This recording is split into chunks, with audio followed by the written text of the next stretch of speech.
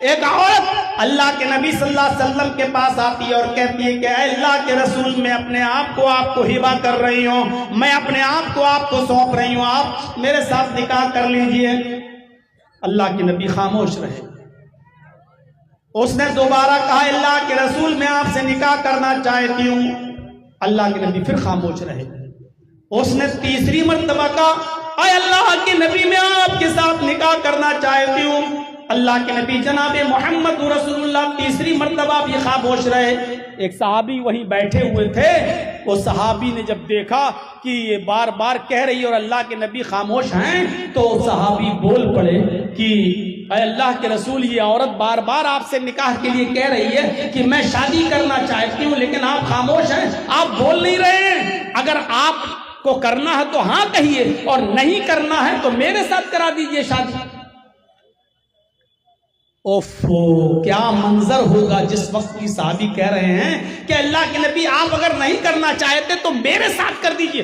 عورت وہیں بیٹھی ہے اور وہ صحابی کہہ رہے ہیں اللہ کے رسول اگر آپ نہیں کر سکتے تو میرے ساتھ کر دیجئے۔ اللہ کے نبی فرماتے ہیں دیکھو میں تو نہیں کر سکتا، اب میں نہیں کروں گا شادی، اب نکاح کی میرے اندر گنجائش نہیں، لیکن ہاں اگر تم کرنا چاہتے ہو تو بتاؤ۔ کہ اللہ کے رسول اگر آپ نہیں کر رہے تو میرے ساتھ کر دیجئے، اس کی کروا دیجئے شادی۔ اب آپ نے اس عورت سے پوچھا اے خاتون، میں تو نکاح نہیں کر سکتا، لیکن یہ مرد، یہ صحابی تم سے نکاح کرنا چاہتے ہیں، تم یہیں بیٹھی ہوئی ہو، تم دونوں ایک دوسرے کو ایک نظر دیکھ بھی رہے ہو، لہذا تم اگر اس سے کرنا چاہو تو کر لو، میں تو نہیں کر سکتا۔ اس عورت کا جواب سنیے۔ اس عورت نے کہا کہ اللہ کے نبی، آئی تو تھی میں آپ کے لیے نکاح کی غرض سے، نکاح کے مقصد سے، لیکن اگر آپ نہیں کرنا چاہتے ہیں تو میرا نکاح اس کے ساتھ کر دیجئے، میں کرنے کو تیار ہوں، میں ضرورت مند ہوں۔ اے اللہ کے رسول، مجھے گھر بسانا ہے، میرے ماں باپ نہیں ہے، اس لیے مجھے کسی کی بیوی بننا ہے، مجھے اپنا گھر بسانا ہے، آپ نہیں کر رہے ہیں تو اس کے ساتھ میرا نکاح کرا دیجئے۔ جب اس عورت کی اجازت ہو گئی تو اللہ کے نبی جناب محمد رسول اللہ صلی اللہ علیہ وسلم نے اس صحابی سے کہا چلو ٹھیک ہے، یہ عورت تمہارے ساتھ نکاح کرنے کے لیے تیار ہے، اس کو دو گے کیا؟ مہر کیا دو گے اس کو؟ بھائی عورت ہے، نکاح ہوگا، مہر دو گے، کیا دو گے؟ کہنے لگا اللہ کے نبی، مہر میں دینے کے لیے تو میرے پاس کوئی چیز نہیں۔ حدیث کے الفاظ ہیں ما عندی شیء، اے اللہ کے نبی میرے پاس کوئی چیز نہیں ہے دینے کے لیے۔ اللہ کے نبی نے فرمایا گھر جاؤ، کچھ تلاش کرو، کچھ مل جائے تو لے کر آؤ۔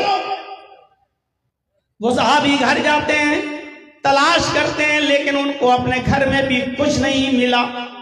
آتے ہیں اور کہتے ہیں کہ ما وجدت شیئا، اے اللہ کے رسول مجھے اپنے گھر میں کچھ نہیں ملا، میرے پاس کچھ نہیں ہے اس کو دینے کے لیے۔ گھر میں کچھ نہیں اور شادی کرنا چاہ رہے ہیں۔ ہم اور آپ یہ تصور کر سکتے ہیں کچھ نہ ہو اور شادی کا خیال؟ اللہ کے نبی نے دوبارہ بھیجا، جاؤ دوبارہ جاؤ۔ کہ اللہ کے رسول جب میں گھر میں دیکھ کے آیا ہوں کچھ نہیں ہے تو اب دوبارہ کیوں بھیج رہے ہیں؟ آپ نے کہا التمس خاتما من الحدید، لوہے کی انگوٹھی مل جائے تو وہی لے آؤ، وہی دے دو اس کو مہر میں، ارے کچھ تو دو گے۔ وہ صحابی گئے اور دوبارہ اپنے گھر جانے کے بعد لوہے کی انگوٹھی کو تلاش کرتے ہیں، لیکن ان کے پاس اتنا بھی نہیں کہ لوہے کی انگوٹھی مل جائے۔ وہ آتے ہیں اور کہتے ہیں ما وجدت خاتما من الحدید، اے اللہ کے رسول لوہے کی انگوٹھی بھی مجھے نہیں ملی، میں لوہے کی انگوٹھی بھی نہیں دے سکتا، میرے پاس دینے کے لیے لوہے کی انگوٹھی بھی نہیں ہے۔ اللہ کے نبی سوچ میں پڑ گئے، کہنے لگے تمہارے پاس کچھ بھی نہیں ہے، لوہے کی انگوٹھی تک نہیں دے سکتے ہو، بتاؤ پھر صحیح مہر میں دو گے کیا؟ کچھ بھی نہیں ہے تمہارے پاس۔ کہنے لگا اللہ کے رسول ایک چیز ہے میرے پاس، اگر وہ مہر دینے میں کام آ جائے تو میں تیار ہوں۔ آپ نے کہا کیا؟ اب اس نے جو چیز بتائی اس کو سوچ کے آپ دنگ رہ جائیں گے۔ عندی ازار، اے اللہ کے رسول میرے پاس ایک لنگی ہے، ایک لنگی ہے، جب میں سوتا ہوں تو اس لنگی کو پہن لیتا ہوں، جب میں سوتا ہوں تو اس لنگی کو باندھ لیتا ہوں، یعنی نئی لنگی نہیں ہے، پرانی لنگی ہے، سوتے وقت میں پہن لیتا ہوں۔ آپ نے کہا ٹھیک ہے وہی لنگی اس کو دے دے پرانی۔ کہا اللہ کے رسول اس کو اگر دے دوں گا تو میں کیا پہنوں گا؟ اگر وہ لنگی میں نے اس کو دے دی تو میں کیا پہنوں گا؟ ایک کام کرتے ہیں، اس لنگی کے 2 ٹکڑے کر دیتے ہیں، بیچ سے پھاڑ دیتے ہیں، آدھی لنگی اس کو دے دیتا ہوں اور آدھا میں رکھ لیتا ہوں۔ آپ نے کہا آدھی لنگی میں اس کا کیا ہوگا؟ اور آدھی لنگی کا تیرے بھی کوئی کام کی نہیں رہے گی۔ اس نے کہا اللہ کے رسول کوئی کام کی نہیں رہے گی، لیکن کہیں بچھا کر بیٹھنے کے کام تو آ جائے گی۔ میں کہیں بچھا لوں گا، بیٹھ تو جاؤں گا، سستا تو لوں گا، پہننے کے لائق نہ رہے گی تو کیا ہوا؟ کہیں بچھا کر بیٹھنے کے کام میں تو آ جائے گی، لیکن میں پوری لنگی نہیں دے سکتا، آدھی دوں گا۔ اللہ کے نبی کہتے ہیں پھر تو ہی رکھ لے۔ آدھی جب اس کے کسی کام کی نہیں ہے اور آدھی تیرے بھی کسی کام کی نہیں ہے، دینا ہو تو پوری لنگی دو۔ کہنے لگا پوری تو نہیں دے سکتا۔ غور کرو، ایک پرانی لنگی بھی نہیں ہے اس کے پاس دینے کے لیے، اور شادی کہہ رہا اللہ کے رسول میری کر دیجئے، اس کے ساتھ میری کرا دیجئے۔ اب اللہ کے نبی نے صحابی سے پوچھا کہ اچھا یہ بتاؤ قرآن کتنا یاد ہے؟ اب اس نے گنانا شروع کر دیا، اے اللہ کے رسول مجھے سورہ ملک یاد، اے اللہ کے نبی مجھے سورہ حاقہ یاد، اے اللہ کے نبی مجھے سورہ نبا یاد، اے اللہ کے نبی مجھے سورہ دہر یاد، مجھے سورہ قیامہ یاد۔ ایک ایک کر کے سورتیں گنانے لگا۔ اللہ کے نبی نے کہا کیا تمہیں اتنی سورتیں یاد ہیں؟ کہا ہاں اللہ کے رسول مجھے یہ صورتیں یاد ہیں۔ آپ نے فرمایا کیا یہ صورتیں تو اپنی ہونے والی بیوی کو یاد کرا دے گا؟ کیا یہی صورتیں تو اس عورت کو جو تیری بیوی بننے جا رہی ہے کیا تو اس کو یاد کرا دے گا؟ کہنے لگا ہاں۔ آپ نے اس عورت سے پوچھا کیا خاتون تیرے ہونے والے شوہر کے پاس مال دینے کو کچھ نہیں ہے، لیکن قرآن کی اتنی صورتیں اس کو یاد ہیں، اگر میں انہی صورتوں کو مہر بنا دوں اور تیرا شوہر تجھے یہ صورتیں یاد کرا دے تو کیا تو اسی کو مہر ماننے کے لیے تیار ہے؟ کیا اسی کو تو قبول کرنے کے لیے تیار ہے؟ کیا اسی کو تو ایکسپٹ کرنے کے لیے تیار ہے؟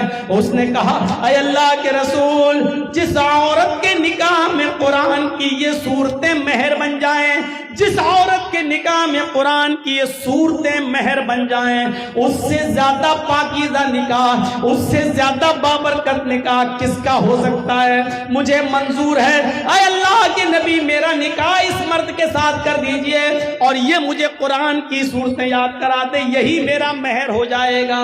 تب اللہ کے نبی جناب محمد رسول اللہ نے اس آدمی کا نکاح پڑھایا، اس عورت کے خدا ولی بن گئے اور اس کا نکاح کرا کر اس عورت کو وہیں رخصت کر دیا۔ یہ سادگی ہے اسلام کے اندر، یہ سنجیدگی ہے اسلام کے اندر۔ نہ بارات کا پتہ، نہ مہندی کا پتہ، نہ اگٹنے کا پتہ، نہ 400 اور 500 آدمیوں کی 200 300 آدمیوں کی بارات کا ٹھکانہ۔ میرے بھائیوں وہیں بیٹھے بیٹھے معاملہ حل ہو گیا اور نکاح کر دیا گیا اور رخصتی بھی ہو گئی۔ نہ لڑکے کو جہیز لینا پڑا، نہ لڑکی کو جہیز دینا پڑا۔ یہ ہے اسلام کی سنجیدگی، یہ ہے اسلام کی سادگی۔ اسی لیے نکاح پر زور دیا ہے اسلام نے کہ غریبی حائل نہ ہو اور رکاوٹ نہ بنے۔ کسی غریب کو بھی یہ کہنے کا موقع نہیں ملنا چاہیے کہ غریبی کی وجہ سے میرا نکاح نہیں ہو رہا ہے۔ کسی غریب لڑکی کو یہ کہنے کا موقع نہ ملے کہ میرے ماں باپ کے پاس مال نہیں جس کی وجہ سے ہم شادی نہیں کر رہے ہیں۔ غور کرو، اس لڑکی کا تو باپ نہیں ہے، اس کی ماں نہیں ہے، اس کا بھائی نہیں ہے، لیکن پھر بھی اس کا نکاح ہوا اور ولی اللہ کے رسول بن گئے، لیکن نکاح ہوا۔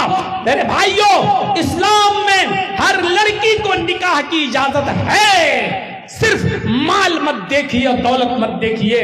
معاشرے میں شادی کو اتنا آسان کریے, نکاح کو اتنا آسان کریے کہ کوئی بھی کنوارا لڑکا اور کوئی بھی کنواری لڑکی باقی نہ رہ جائے. یہی سماج کو پاک اور صاف رکھنے کا سب سے بہتر طریقہ ہے.